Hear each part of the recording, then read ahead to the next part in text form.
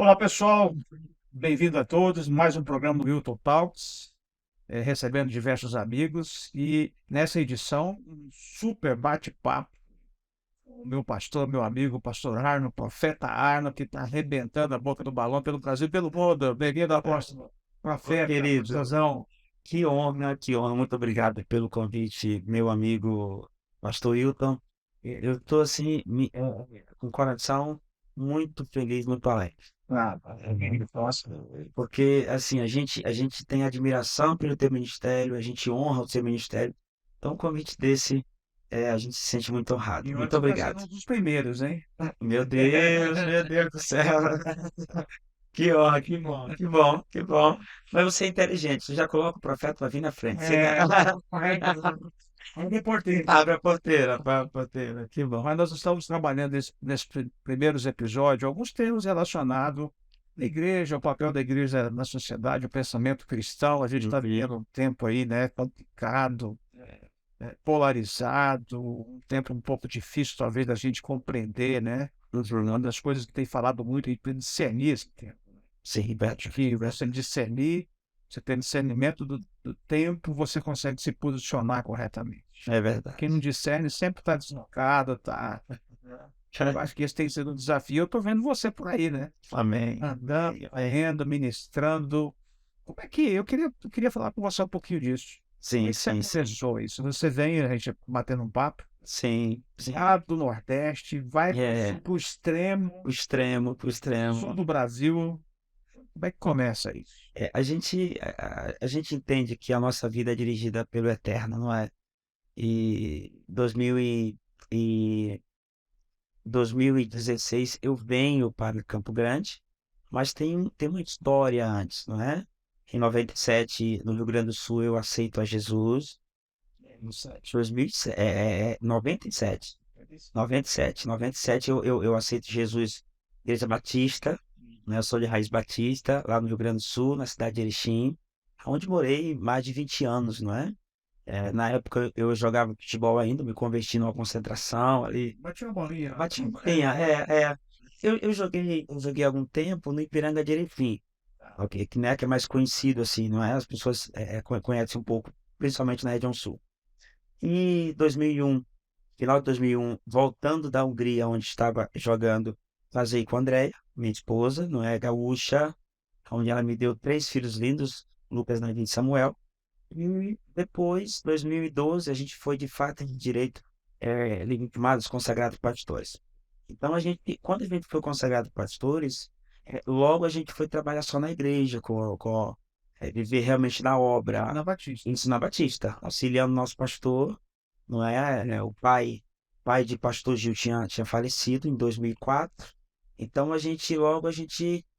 depois a gente já foi trabalhar na igreja, fomos auxiliar o nosso pastor, auxiliamos durante muito tempo. E em 2013 eu já conheço o apóstolo Antônio, né? Mais É conhecido como Toninho, não é? O apostolinho, apóstolo Toninho, queridão, né? é um paizão, né? Meu paizão, não é? Amigo, meu vizinho, hoje é meu melhor amigo, a gente, não é? Come churrasco juntos, viaja juntos, né? E assim, aí 2016 é quando a gente recebe o convite para vir morar em Campo Grande. Eu já conhecia Campo Grande, já ministrava aqui em Campo Grande, e confesso que assim o coração queimou por Campo Grande, não é? Eu sei mesmo. É um celeiro, tem muitas pessoas boas em Campo Grande. Eu conheço pessoas que, quando eu falo pessoas boas, pessoas que carregam algo de Deus e que talvez o Brasil não conhece ainda. Então, 2016 a gente chegou. 2017 eu praticamente fiquei sumido, não é? Eu até costumo falar que foi o tempo da gestação. Eu passei uma gestação literalmente escondido. E Você 2017, sabia disso? eu sabia que Deus estava a me trabalhar. Eu precisava, porque quando eu cheguei, tinha algumas coisas que eu precisava melhorar. Quando eu cheguei, eu fui fazer oratória. Quando eu cheguei, eu fui estudar coisas que por morar numa cidade pequena no Rio Grande do Sul, eu ainda não tinha estudado. Quando eu cheguei, eu fui me ampliar, eu fui me melhorar, para depois fazer amizade com algumas pessoas que hoje a gente convive com homens importantes aqui em Campo Grande. Então, mesmo já tendo uma bagagem, de mais de 18 anos estudando sobre o que eu ministro hoje, que é o profético, eu sabia que não é só ensinar, você tem que, além de ensinar, carregar a unção. Eu creio que a mesa define a tua vida e teu ministério. Tem pessoas que eles carregam algo poderoso, mas na mesa eles se perdem. Na mesa eles colocam a perder. É aquilo que a gente fala, né? A unção te leva em lugares, mas o caráter vai te fazer ficar lá, não é? Então, 2017 foi um ano bom para mim. Eu pude descansar, eu pude reaprender ou aprender algumas coisas e começar a fazer novas amizades. Não é? Em 2018, Deus começou a fazer coisas que a gente está assustado. Tempo da preparação.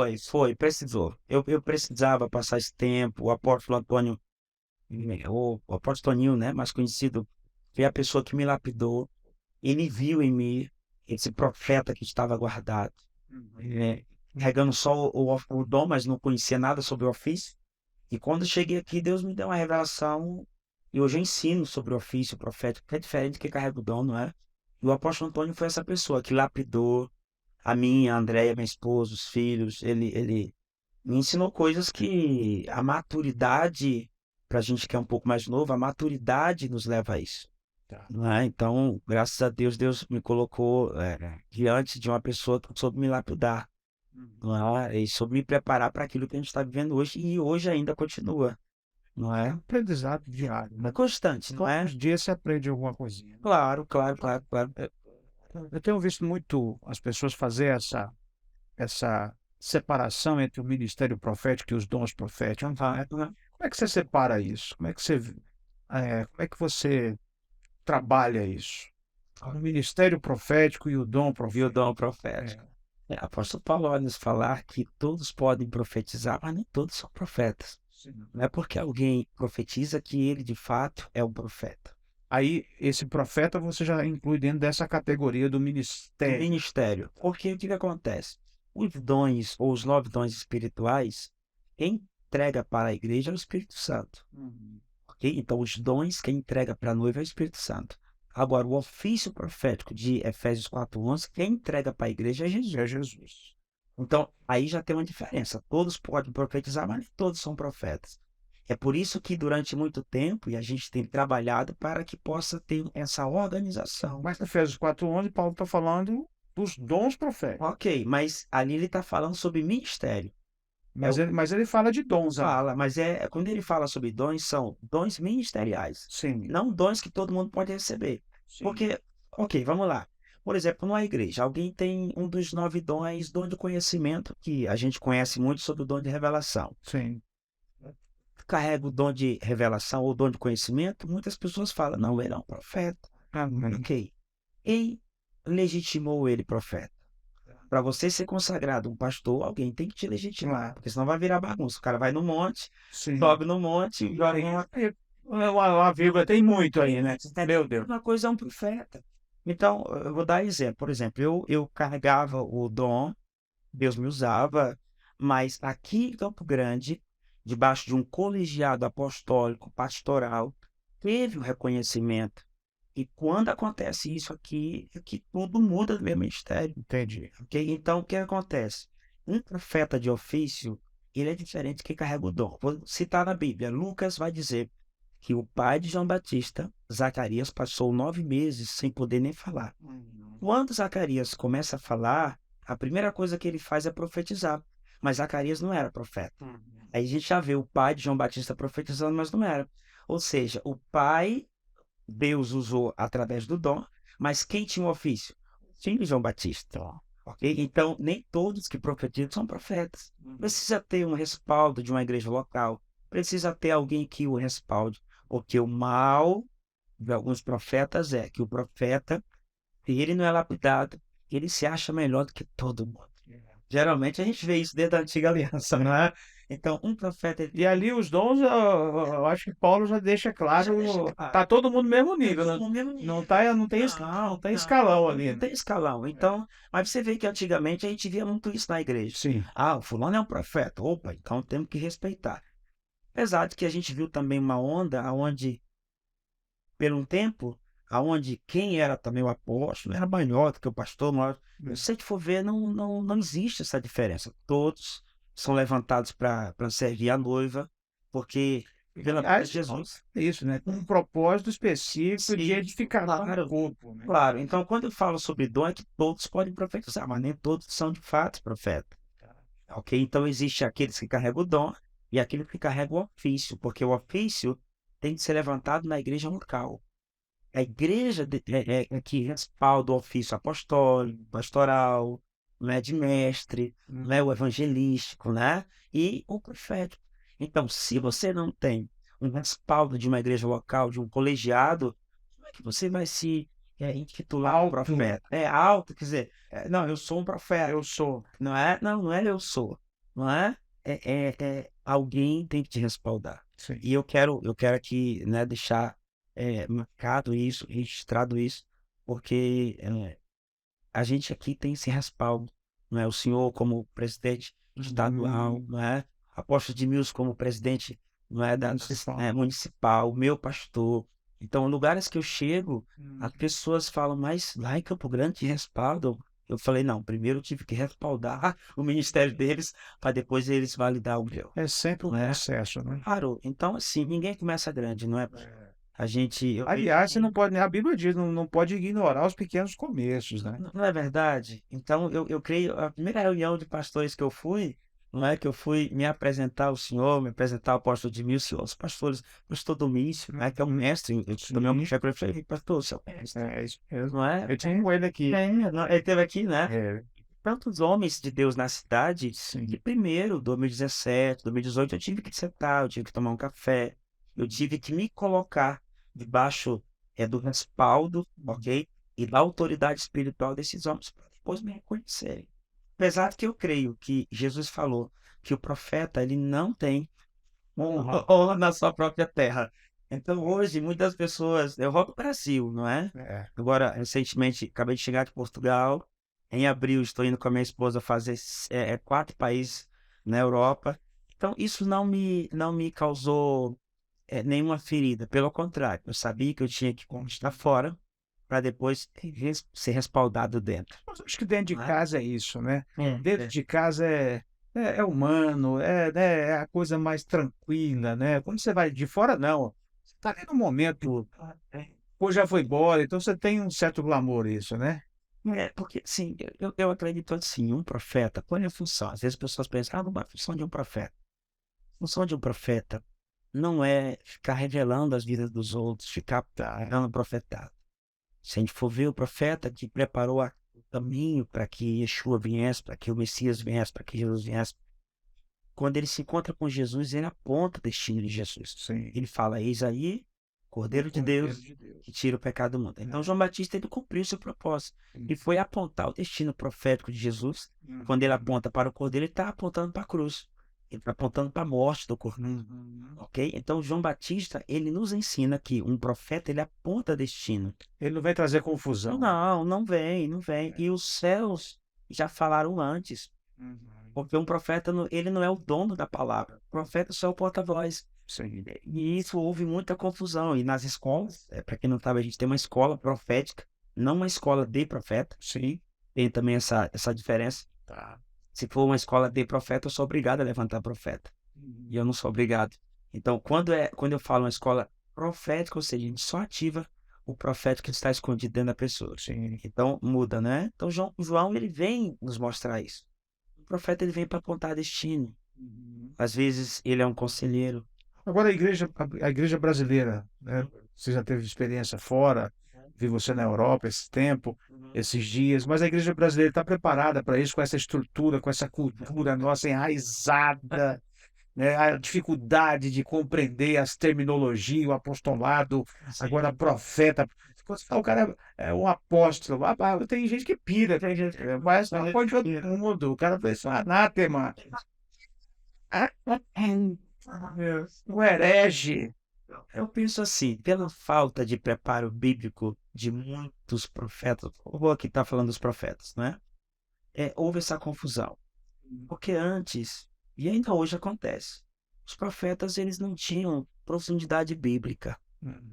Então, quando eu falo sobre isso, eu falo que existem os 3 pilares de um homem de Deus ou de um profeta, que é palavra, Uhum. que é a unção, segundo pilar, e a revelação, se o Espírito quiser. Uhum.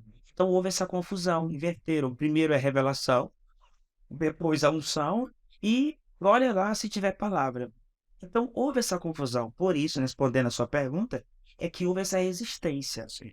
Hoje eu ministro na Assembleia de Deus. Agora eu ministrei na ADVEC São Gonçalo, no Rio de Janeiro, Uhum. ok? Debaixo do respaldo do pastor Pastor Cícero. Silas. Então, eu ministrei na ADVEC, no Rio de Janeiro. Eu ministrei na Assembleia de Deus agora em Goiânia. Eu ministro nas Batistas. Então, mas por que, Arno? Porque, primeira coisa, palavra. É a base, É a né? base, palavra de Deus. E enquanto você ministra a palavra, aí é algo que Deus dá para cada pessoa, a unção começa a se manifestar. Então, hoje, se você me faz essa pergunta, a resposta que eu dou é: eu não tenho encontrado dificuldade. As portas estão As abertas. portas estão abertas. Porque, Segundo, né? Só para completar. Segundo, primeiro, você tem um pastor, você tem uma igreja que te respalda. E a base, a cereja. Você tem família? Porque eu vi muitos profetas. Quando eu me converti, eu vi muitos profetas que, primeiro, não tinha pastores, não tinha igrejas. E eles não tinham famílias. é Eles não mantinham o casamento. muito banalizado. Banalizado, era profeta, mas assim, já se casou inúmeras vezes. Era profeta, mas não cumpria o princípio na sua igreja local, de ceiar na sua igreja, de ser um dizimista, de princípios que eu, como batista, ou de Sim. raiz batista, melhor dizendo, eu aprendi com meu pastor. Meu pastor me ensinou, dizendo, nós vamos falar algo, prove na Bíblia. E aí, quando eu vim para Campo Grande, eu vim congregar, eu vim ser discípulo de um pastor que para mim é um dos homens que ele é mestre também na palavra, o pastor Ninho, Uhum. entende muito de Bíblia. Então, os pastores que me pastorearam até hoje, eles souberam me lapidar. Meu Uhum. casamento, meu pastor me cuida do meu casamento. Eu não passo mais de 15 dias sem ter uma mentoria com meu pastor, de sentar com ele, saber como é que está o casamento, saber como é que está as finanças, saber como é que está a alma, saber como é que está os olhos, os ouvidos. E precisa. Então, assim, eu penso que a falta de aceitação de algumas igrejas é porque eles não veem nessas pessoas que se dizem profetas uma vida realmente íntegra diante do Senhor. Isso é fundamental, né? Perfeito. Você começou a falar, começa na mesa, né? Uhum. Eu acho que, eu não sei se é isso que você estava querendo dizer, mas você já diz, o avivamento primeiro começa na sua mesa, né?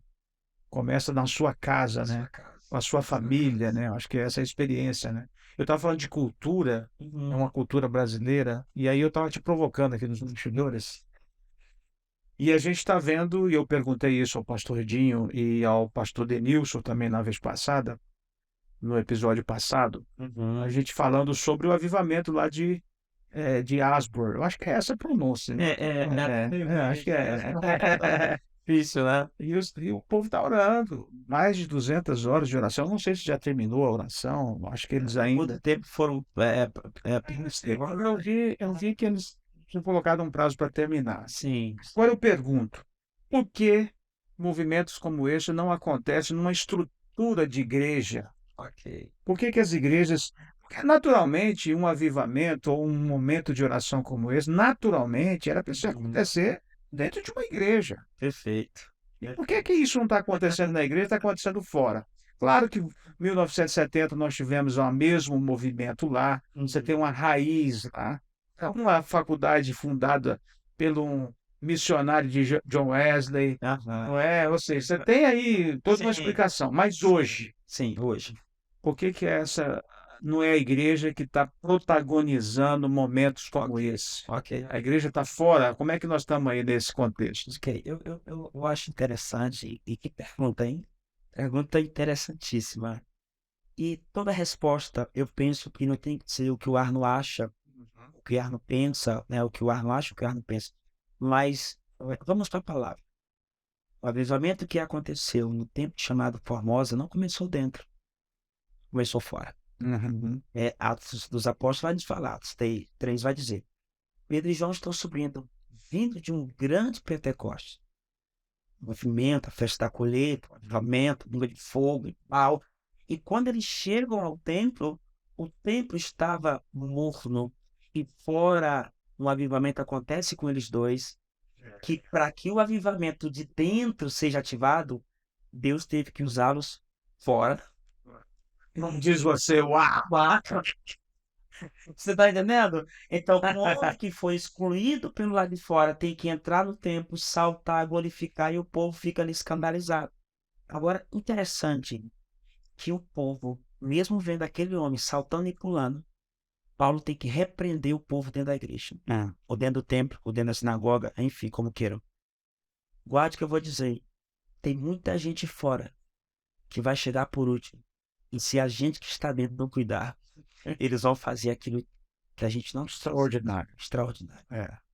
Então, essa pergunta eu respondo assim: que bom que aconteceu fora, para que a gente que está dentro não se ache melhor. Uhum.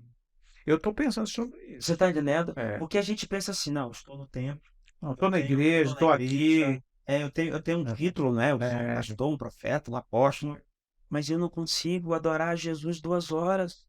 Até 2 horas está olhando o relógio, né? Estou olhando o relógio. Detalhe, a gente diz assim, uau, que avivamento dos Estados Unidos, mas a gente está elogiando fora, e quando o nosso louvor, o ministério de louvor, começa a adorar, a gente está dizendo, mas não vai parar de cantar, não. Mas lá foi só adoração, lá foi só. E a última coisa que eu falo é, tenho isso gravado no meu Instagram, viralizou essa minha palavra em 2019, quando eu falei que Deus iria arrancar pessoas grandes do altar e ele iria usar os pequenos. Não foi um famoso que começou a pregar dentro daquela faculdade, Não, da universidade. gente simples. Gente simples. Então eu creio. Em tese, né? Simples, né? Não. Então eu creio que Deus vai pegar esses coxos que estão do lado de fora, eles vão ser incendiados e eles vão incendiar quem está do lado de dentro. Não sei se faz sentido para você que está nos vendo. Tem muita gente que está do lado de fora e que vão entrar. E se a gente não cuidar, eles vão reverenciar o eterno mais até do que a gente. É porque é uma coisa que assim, algo que tem realmente me feito questionar, falando, não é possível. A nossa estrutura está falhando onde? Claro que em tempos de avivamento, Deus não vai fazer um avivamento para glorificar homem, personalidade, Claro. fulano, beltrano ou instituição. Não é disso que eu estou falando, Sim, né? sim, sim. Mas eu digo que naturalmente as nossas reuniões de oração, talvez os ciclos de oração, as reuniões de oração, de intercessão, as vigílias, poderiam, mas não é. Foi numa universidade, né, cara? Não, mas pastor, vamos lá, deixa eu continuar isso aqui que, como você falou, uau, é muito forte. Quando o homem entra pulando, saltando e glorificando, o homem e o coxo, não é? De Atos 3. O povo tirou os olhos de quem foi curado e começou a olhar para os apóstolos. Aí eles tiveram que ser repreendidos. O que vocês estão olhando para mim? Exatamente. Não fomos nós, não. Isso aqui foi no nome de Jesus. Então a tendência do homem sempre é olhar e tentar glorificar outro homem. Então eu creio. Deus não vai deixar isso. Não, Deus não vai deixar. Por esse motivo lá não tinha famoso. Pelo contrário, eu vi algumas pessoas famosas indo lá para dizer assim, ó, Tô aqui. tô aqui. Eu vi pessoas fazendo live tipo assim, eu vi, infelizmente, pessoas dizendo, olha, agora eu trouxe a unção pro Brasil que eu recebi lá no... Ei, tem muita gente vivendo... Por exemplo, nós temos igrejas aqui em Campo Grande vivendo avivamento. Quando eu falo avivamento, é atraindo, porque a unção atrai. Não quero aqui falar, mas eu sei como eu cheguei em 2016 aqui, pastor. Eu sei como é a minha Como é que foi? Como é que foi? Tava judiada. Judiada. Eu era, vamos dizer, um jovem pastor sonhador, com muitas expectativas, mas eu estava sem sonhos. Eu falo que eu cheguei aqui com a Export Veia quebrada, não que isso seja vergonha para ninguém, Sim. mas eu cheguei com a mão na frente e outra atrás, eu cheguei sem um centavo no bolso, eu cheguei só com um sonho e com a promessa.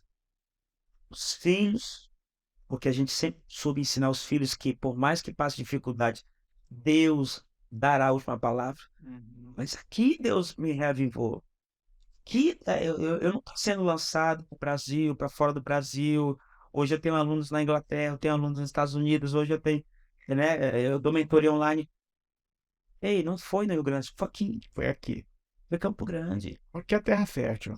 Eu falo que o campo é grande. Né, que é o oposto da Erechim, como é que é? É porque eu Tão sei pequeno. Erechim, para quem não sabe, a palavra Erechim significa campo pequeno. É, Então Deus me tira do campo pequeno e vem pro pro grão. grande, não é? É.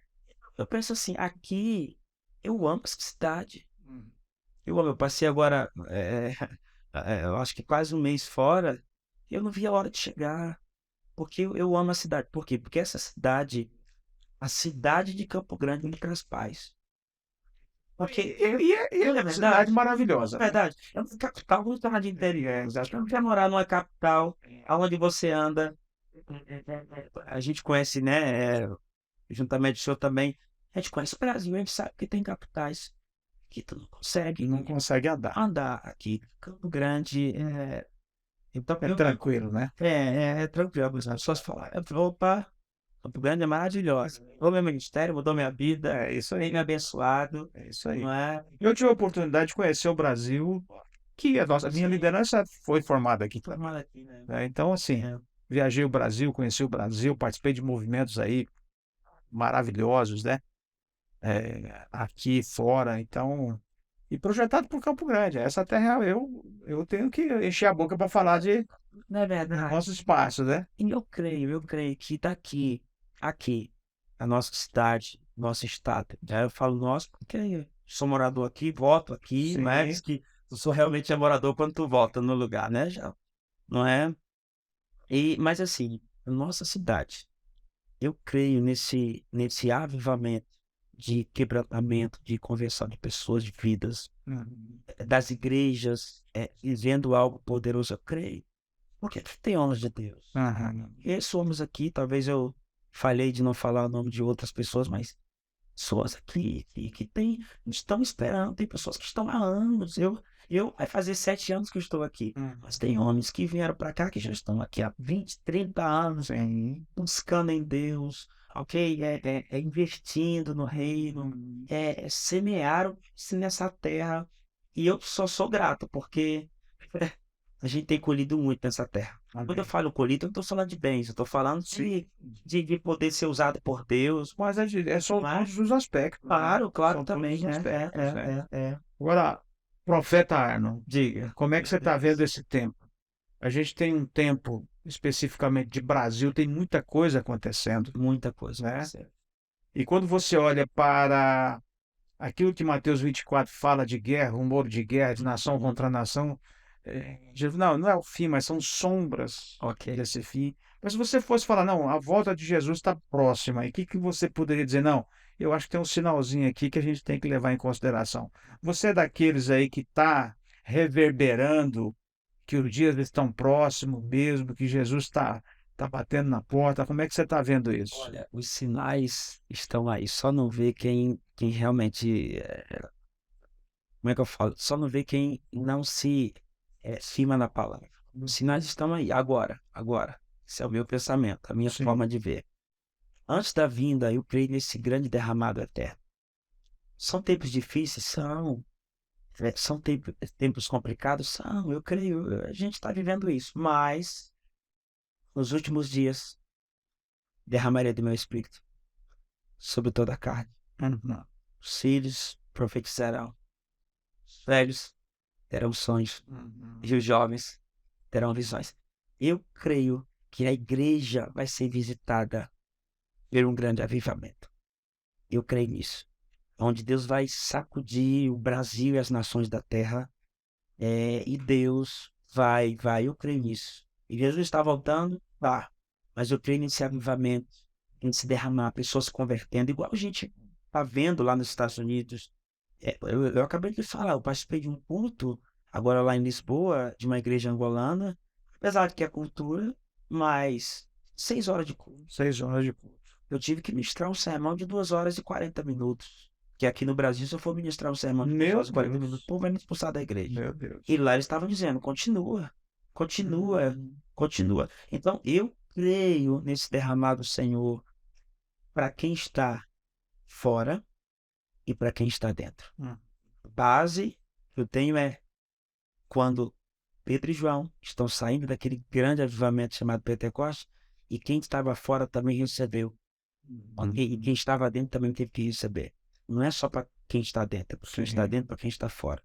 Então eu acredito que estamos vivendo os últimos dias, estamos, mas a noiva, ela vai ser sacudida. Vai, né? A noiva vai ser sacudida. Eu creio que. E agora a gente falando aqui um Uhum, pouquinho dessa questão política. uhum, Brasil experimentando um projeto político que naturalmente se opõe, vamos dizer assim, eu posso afirmar isso, que se opõe aos valores do reino de Deus, no que diz respeito a valores de família, de vida. sim. É, isso também tem um dedo de Deus aí, falando, não, Deus vai estar mexendo com a igreja e tá. Como é que você. Creio que Deus sabe mexer com a sua noiva, Deus sabe mexer com os seus servos. Eu quero aqui não errar na minha fala, porque é muito sério o que a gente está falando, mas Deus sabe como trazer a noiva de volta aos seus pés. Se a gente orou quando o governo respaldava aquilo que a gente faz como cristão, agora chegou a hora da gente orar bem mais. Agora, o que que eu quero falar? Que nada e nem ninguém, governo humano, vai travar aquilo que o Eterno de antemão já preparou para nós. Não vai. Então, todos aqueles que tentaram travar Deus, Deus recolheu da terra. Por isso que eu falo, é muito sério o que eu estou falando. Mas todos aqueles que quiseram peitar Deus ou a obra que Deus está fazendo, Deus permitiu ser recolhido da terra. Eu estava acabei de lançar no meu Instagram, postei, né? Já tem um monte de gente comentando, nunca tinha visto dessa forma. Quando o Faraó tenta peitar Deus, Deus diz, chegou a hora do meu povo ir. E o povo está passando o Mar Vermelho, e Faraó manda o seu exército. E Moisés estende o cajado, e eu postei hoje dizendo que não foi o cajado, mas foi o sopro de Deus. Êxodo 15:8 vai dizer que Deus soprando com as suas narinas, o mar se abriu e acontece aquilo tremendo. Não é? Eu falo do cajado, só foi um instrumento, mas quem fez foi o próprio Deus soprando. Sim. Agora Deus estava tão preocupado, soprou com a narina, né? Por que que não soprou com a boca? Tá bufando. Tava bufando. Então o que que acontece? Não tem como o homem peitar Deus. Eu costumo falar que Deus é um bom pescador. Um bom pescador sabe que ele vai dando linha até a hora que ele fisga o peixe. Depois que fisgar o peixe, acabou. Acabou. O peixe vem morrer fora da água. Então, todos aqueles que tentam peitar Deus, a obra de Deus, Esse é o recado que você está dando. basicamente, Fica esperto, né? basicamente, porque a luta não é contra a igreja, é contra Deus. É, isso aí. Então, as pessoas não vão estar peitando Arna, peitando Hilda, peitando a igreja, pastor. Não, não é contra o homem, é contra Deus. Todos aqueles que tentaram se levantar contra Deus, Não tem jeito. não tem Mas jeito. a gente tem culturas aí no mundo hoje, por exemplo, Ok. você tem a própria China. Sim, A China sim. viveu uma revolução cultural com Mao Tse-tung, que resultou inclusive na extinção da Bíblia, de tudo. Ok. Até hoje lá esse regime. Mas você vê o nível e o número de conversão. Você Sim. está entendendo? A Igreja Invisível da China é uma coisa Você está entendendo? Então, espetacular. então eles tentam matar a igreja que mais cresce no mundo. Isso Tem aí. pessoas que não sabem disso, mas é a igreja que Sim. mais cresce no mundo. A Coreia. A Olha, Coreia, olha. a Coreia que restaurou a Coreia foi o Evangelho, Tá né? entendendo? Então, assim, todas as vezes que tentam peitar Deus, a obra de Deus mais cresce. Sim. Então, eu creio que o Brasil, ele não está nas mãos de um homem ou nas mãos dos homens. O Brasil tem promessa. O Brasil, ele é um celeiro de homens de Deus, de pastores, de profetas, de apóstolos. O Brasil, ele é um útero gerador de homens de Deus. Então, eu creio que Deus está criando esses homens, não é? Da forma que Deus falou para Elias, acho que tu tá só, Elias. Tem 7.000 que não se dobraram aí. Então, eu creio que Deus tá preparando uma surpresa muito boa para o Brasil. E nós iremos celebrar eu creio nisso. Eu creio nisso. Eu creio nisso. Tem coisas que talvez no bastidores eu possa te falar, não posso falar aqui, Sim. mas eu creio que Deus está para fazer é uma reviravolta muito forte e vai mostrar que a obra dele nunca foi envergonhada, nunca será envergonhada. Eu digo, a obra dele. Sim. Acredito que muitos também se aproveitaram, muitos também se aproveitaram. E que não é nenhuma Não novidade. é nenhuma novidade, sempre foi assim, mas eu creio que aqueles que realmente estão conectados com o Eterno vão ser honrados, sempre foi assim. Ele não vai mudar naquilo que ele mesmo escreveu e colocou como princípio. Eu não tenho dúvida disso. Agora, eu estava falando contigo a respeito da gente discernir o tempo, né? Uhum, Eu acho que você focar a tua visão, você tentar enxergar, você tentar compreender, uhum, e discernir o tempo. Eu acho que é um grande problema de todos nós aí, é falar: "Deus, o que tempo é esse? sim, O que que tu queres com isso? Qual é o mover?" Porque quando a gente não discerne, a gente sempre vai estar posicionado de maneira equivocada, né?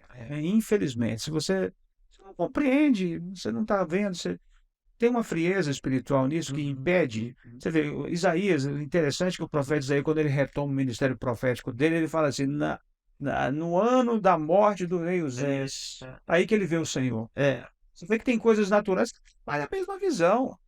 Você vê, olha, tem homem que atrapalha mesmo. Enquanto Uzias não morreu, Isaías não conseguiu contemplar os céus, cara. o que acontece? Toda vez que a gente levanta reis na terra, o rei dos céus não pode se manifestar na nossa direção. Uhum, Vou repetir essa frase. O problema de Isaías não se conectar com o rei maior é porque existe um rei na terra. uhum. Então, se Uzias não morre, ele não se conecta com o rei maior. O ministério dele, profético, foi travado. E eu creio que muitos de nós estamos assim. A gente levanta reis na terra. A gente se preocupa quando Deus está dizendo avança. Para você sempre pedir assim, Arno, qual é a tua visão? O que eu estou sentindo? O que eu estou parecendo? Não estou tendo tempo nem para ficar preocupado, porque a palavra que Deus tem me dito é avança. Para cima. Vai para cima. Deus tem aberto as portas do Brasil, das nações. Deus tem levantado homens e mulheres pequenos aos olhos humanos, mas grandes diante de Deus. Eu tenho conhecido, por exemplo, eu conheci uma igreja agora no Rio de Janeiro, lá em Xerém, que o culto começa meia-noite. Não foi um dia, foi uma semana de culto. Igreja abarrotada, gente sendo curada. Eu fui agora numa igreja em Goiânia, o qual o pastor da igreja, que na verdade é um bispo, pessoas lá entram e cegos são curados, surdos, paralíticos andando. Tive o privilégio de pregar 2 noites lá, foi um livramento. Então, o que acontece? O que eu vou parar para me preocupar, sendo que Deus está dizendo avança? Porque quando Deus libera os apóstolos para avançar, eles tinham perseguição, mas a ordem do Espírito Santo é: ide por todo mundo.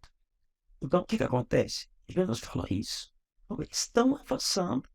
Então, o que eu penso? Muitos estão com medo, sendo que o Espírito está dizendo: ei, avança, Vai para cima. vai para cima. Porque quando vier a dificuldade, Deus vai estar com a gente.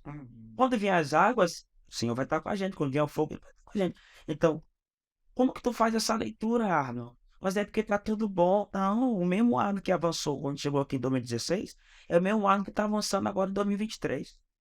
Não dá para parar. Ah, mas tem o governo. Não vamos parar. Ah, mas vamos nos perseguir. Não vamos parar.